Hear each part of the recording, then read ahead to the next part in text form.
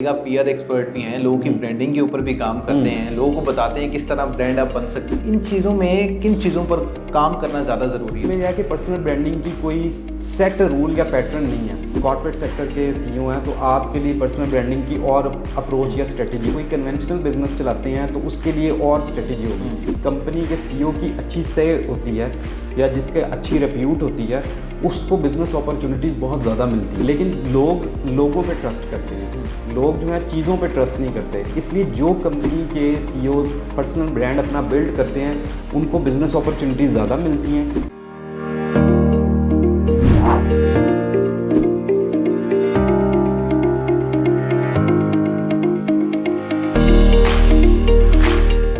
अस्सलाम वालेकुम viewers, sharing of professional wisdom के साथ मैं हूं आपका मेज़बान हमजा ज़ेब। हमारे साथ आज के प्रोग्राम के गेस्ट डॉक्टर अली अशरफ साहब हमारे साथ मौजूद हैं। अब मेरे भी उस्ताद हैं, ज़ाती तौर पर मैंने भी इनसे बहुत कुछ सीखा है और बहुत कुछ नई चीज़ें इनसे सीखने को मिली हैं। अब पीआर एक्सपर्ट हैं, इसके अलावा उस्ताद हैं। बिना वक्त को ज़ाया किए इनसे बात करते हैं। सर बहुत शुक्रिया आपके कीमती वक्त का। खैरियत से? Thank you very much Hamza, आपने बुलाया, आपका शुक्रिया, फाउंडेशन का शुक्रिया जिन्होंने मुझे प्लेटफॉर्म सर दिया। Honour for me sir. Sir मुझे ये बताइएगा कि आपने अपने करियर का आगाज़ किस तरह किया सर? अच्छा हमजा, मेरी स्टोरी जो है ना वो थोड़ी सी ड्रामेटिक है, क्योंकि मैंने जब जिस तरह मैं अच्छा पढ़ने वाला बच्चा था, पोजीशन होल्डर था, तो मुझे जिस तरह के पढ़ने वाले बच्चे जो होते हैं उनसे एक्सपेक्ट किया जाता है कि वो डॉक्टर या इंजीनियर बने, जो हमारा ट्रैक था। तो मैंने भी इंजीनियरिंग ली और प्री इंजीनियरिंग की, उसके बाद मैंने इलेक्ट्रिकल इंजीनियरिंग की, जिस स्पेशलाइजेशन मेरी टेलीकम्युनिकेशन में थी, लेकिन वो सोल सर्चिंग और वो जो एक था वो नहीं आ रहा था उसमें। तो मैंने मीडिया मुझे अट्रैक्ट करता था। कुछ फैमिली मेम्बर्स थे मेरे, डॉक्टर अशरफ इकबाल हैं, मेरे कज़न हैं वो, और बहुत सारे लोग जो हैं वो मीडिया एजुकेशन में थे। तो मुझे ये लगा कि अच्छा, और मेरा टीचिंग पैशन था, तो मैंने सोचा कि टीचिंग है और ख़ास तौर पे सोशल साइंस की टीचिंग, क्योंकि मुझे नहीं लगा कि मैं साइंसेस की टीचिंग में इतना इफेक्टिव होऊंगा। तो उधर मुझे अपील किया गया और अपील हुआ। वैसे मुझे ये जो थर्मोस्टेट है, मुझे एफएससी में ही आइडिया हो गया था कि मैं सोशल साइंस की तरफ ज़्यादा इंक्लाइंड हूँ। लेकिन एक चीज़ जो मुझे बड़ा हर्ट करती थी वो थी कि जब अपने असातिज़ा से मैं बात करता था जो टीचर थे एफएससी में पढ़ाते थे, तो उनके साथ फ्रैंकनेस होती थी, गपशप लगाते थे, तो उनसे पूछता था, तो कहते थे कि मैं डॉक्टर या इंजीनियर बनना चाहता था। एफएससी में मेरा एडमिशन नहीं हुआ एमबीबीएस में या इंजीनियरिंग यूनिवर्सिटी में, तो फिर हमने बीएससी कर ली, एमएससी कर ली और टीचिंग में आ गई। तो मैं बड़ा हर्ट होता था कि टीचिंग क्या ऐसा प्रोफेशन है कि जो आपकी फ़र्स्ट चॉइस या फर्स्ट प्रायोरिटी नहीं हो सकती, आप लेफ़्ट ओवर के तौर पर आप ये प्रोफेशन ऑप्ट करते हैं।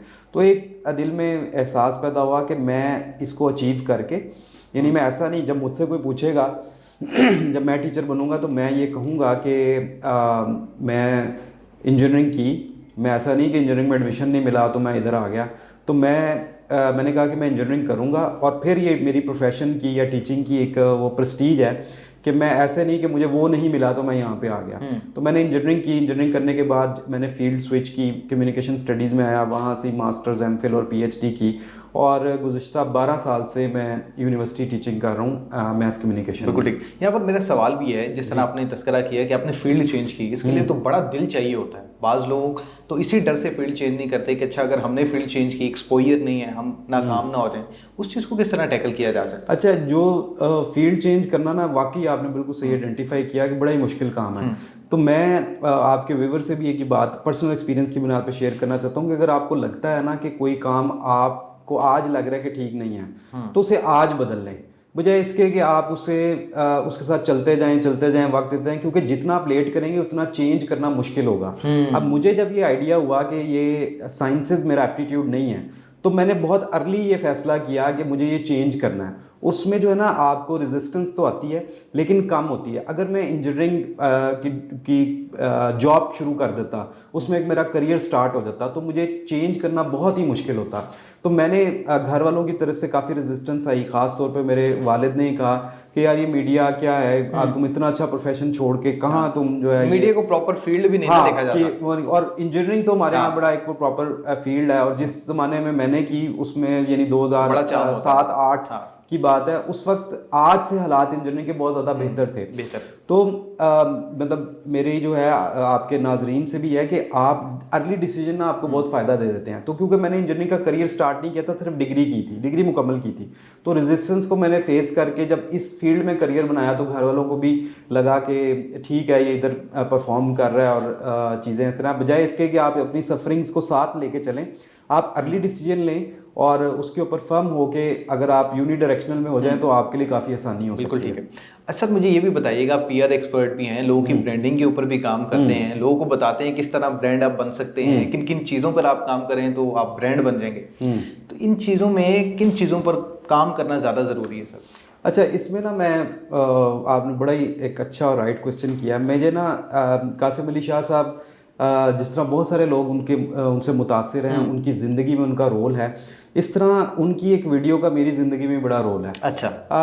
शाह साहब ने एक वीडियो बनाई थी और उसमें उन्होंने कहा था कि अब जो है ना, पहले कॉन्सेप्ट होता था कि मेंटोर जो हैं वो आप एक ही बंदे को पीर पकड़ते थे और वही आपको लेके एंड तक चलता था, जो पीरी मुरीदी का ट्रेडिशनल कॉन्सेप्ट है।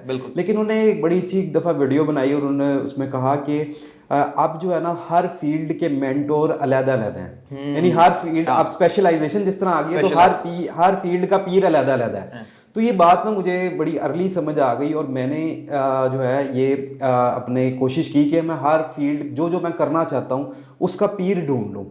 जिस तरह आपने पर्सनल ब्रांडिंग की बात की, तो पर्सनल ब्रांडिंग में सबसे पहले जो बात आती है कि आपका जो पहला इंप्रेशन है ब्रांड का वो है आपका लिबास।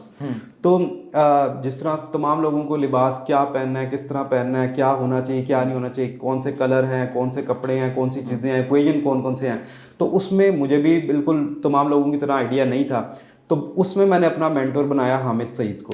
तो हामिद सईद साहब ने ये सिखाया कि आपने कौन सा लिबास किस तरह और किस तरह पहना, और उन्होंने पाकिस्तान में हज़ारों नहीं बल्कि लाखों लोगों की ज़िंदगियां अभी तब्दील की और इस हवाले से वो काम भी कर रहे हैं।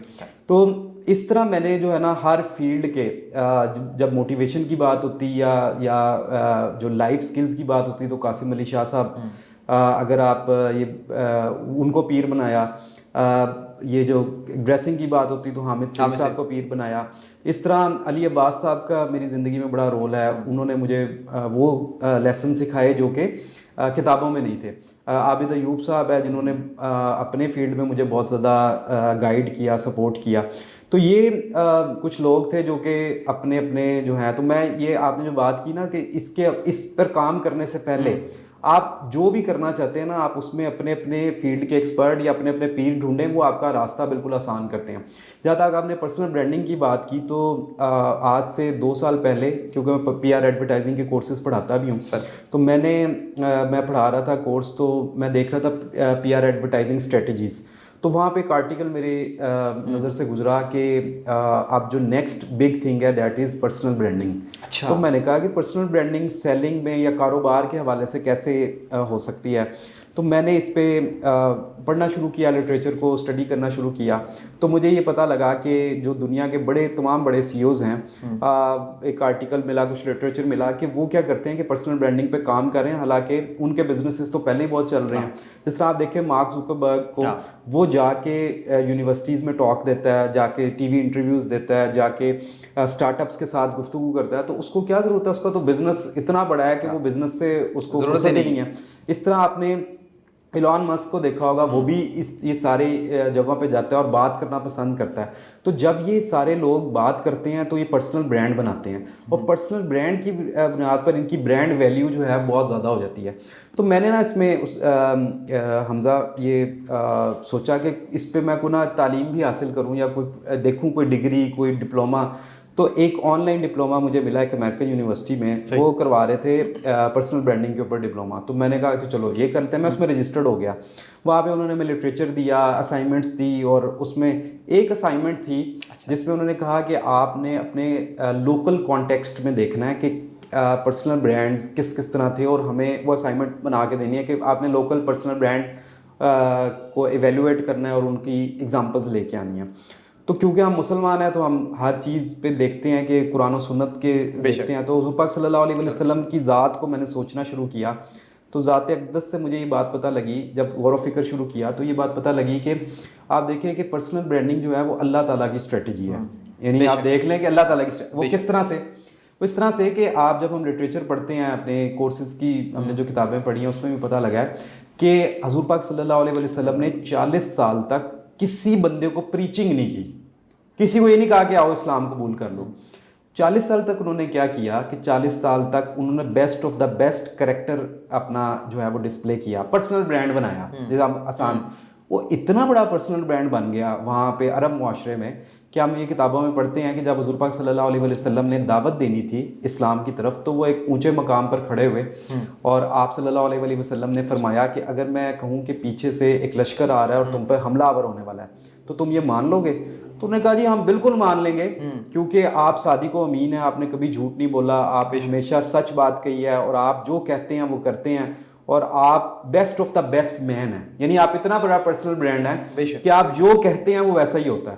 तो फिर हज़ूर पाक सल्लल्लाहु अलैहि वसल्लम ने फरमाया कि जो आगे हम किताब में पढ़ते हैं कि अल्लाह ताला एक है और मैं अल्लाह का आखिरी नबी हूँ और ये टीचिंग्स हैं, इस पे आओ। तो वो उनके आगे जो है सारी वो हिस्ट्री से हम वाकिफ़ भी हैं। तो अल्लाह ताला अपने पैगंबर को पहले दिन नहीं कह देता कि तुम प्रीचिंग स्टार्ट कर दो, अगर वो सच है वो तो पहले दिन भी कहे तो बात ठीक है। अल्लाह ताला ने नबियों को ये सिखाया कि पहले पर्सनल ब्रांड बनो, यानी इतना बड़ा ब्रांड बनो कि आपका झूठ, आपका सच, झूठ तो हम नबी से मुंसलिक कर ही नहीं सकते, आपका सच इतना बड़ा सच हो जाए कि लोग उसको यकीन करना शुरू कर दें।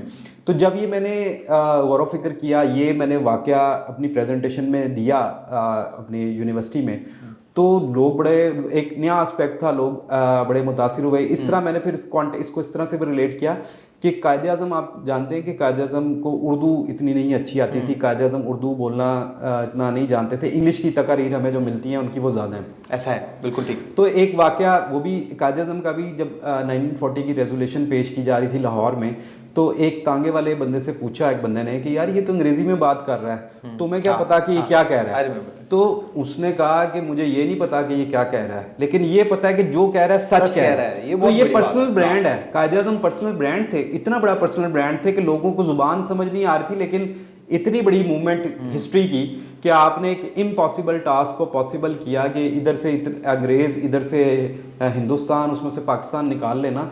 मतलब ये कायदे आज़म अगर पर्सनल ब्रांड ना होते तो ये मुमकिन होता ही ना।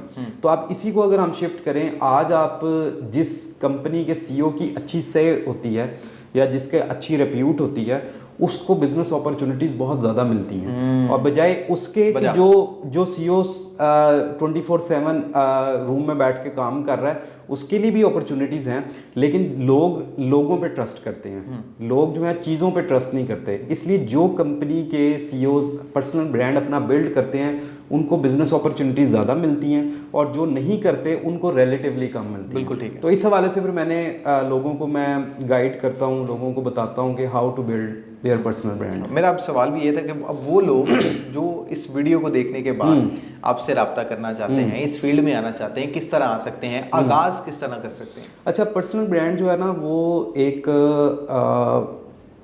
कोई एक एक्टिविटी नहीं है। अच्छा, ये मैंने जो आइडेंटिफाई किया है, जब मैं कंसल्टेंसी देता हूँ तो ये तकरीबन 40 के करीब एक्टिविटीज़ हैं।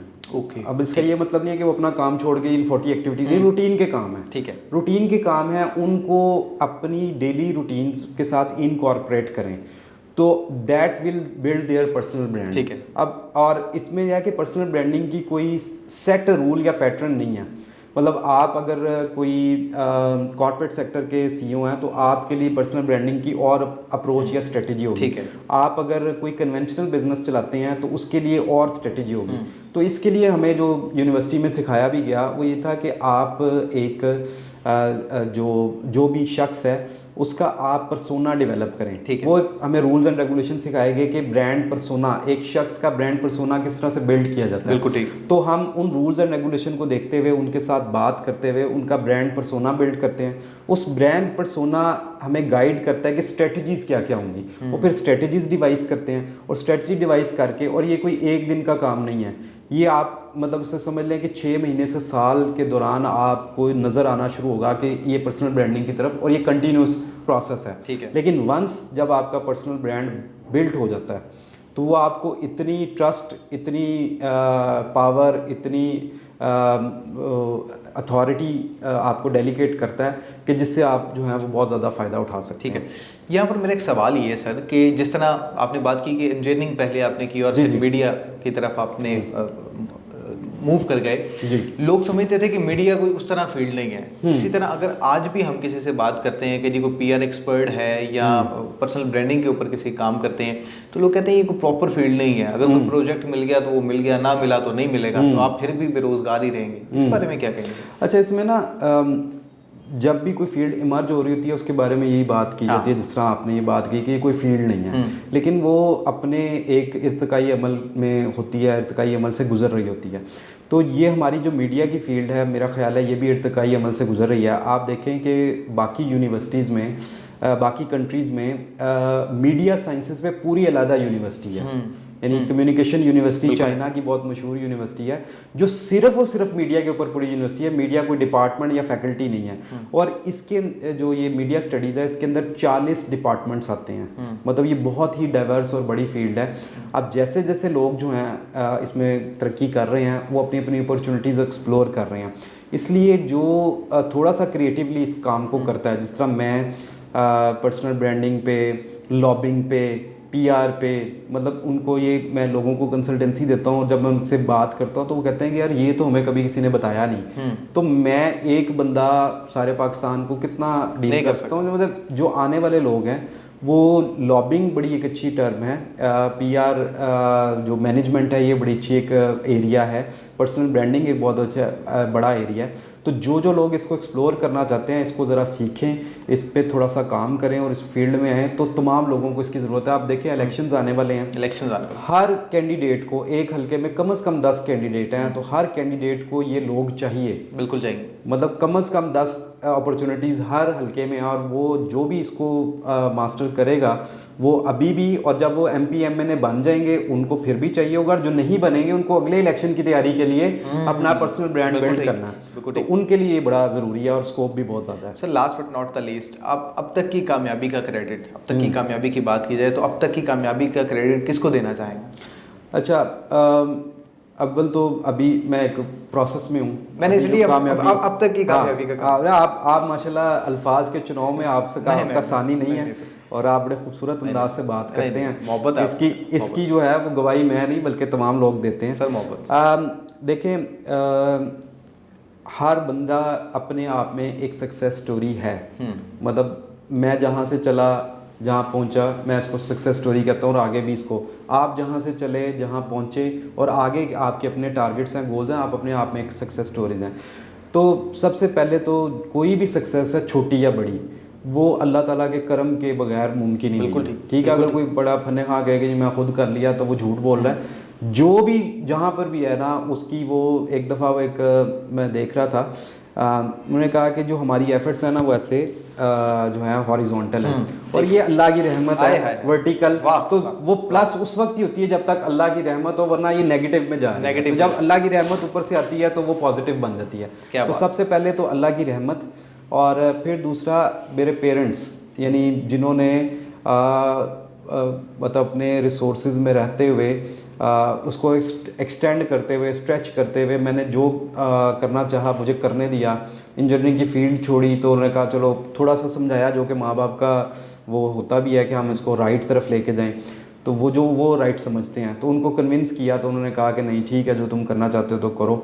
और मेरी पेरेंट्स से, जो ये देख रहे हैं, उन पेरेंट्स से भी ये गुजारिश है कि अपने जो बच्चे हैं उनको लिमिटेड गाइड करें, यानी गाइड करें लेकिन उन पर इम्पोज ना करें कोई चीज़। तो उनको फैसिलिटेट करें, जो वो करना चाहते हैं उनको फैसिलिटेट करें। अगर वो नाकाम भी हो जाएंगे ना तो उनको सबक मिल जाएगा, लेकिन उनको इतना कॉन्फिडेंस दें, उनको अच्छे बुरे की तमीज़ ज़रूर सिखाएं, लेकिन उन पर कोई चीज़ इम्पोज ना करें, उनको करने दें। अगर वो 5 अपने मर्ज़ी की 5 चीज़ों में अगर फेल भी हो जाएंगे तो वो कोई बात नहीं, वो लर्निंग है और वो उनके लिए सीखना ही होगा। सर बहुत शुक्रिया आपके कीमती वक्त का, आप बहुत सारा ख्याल रखिएगा।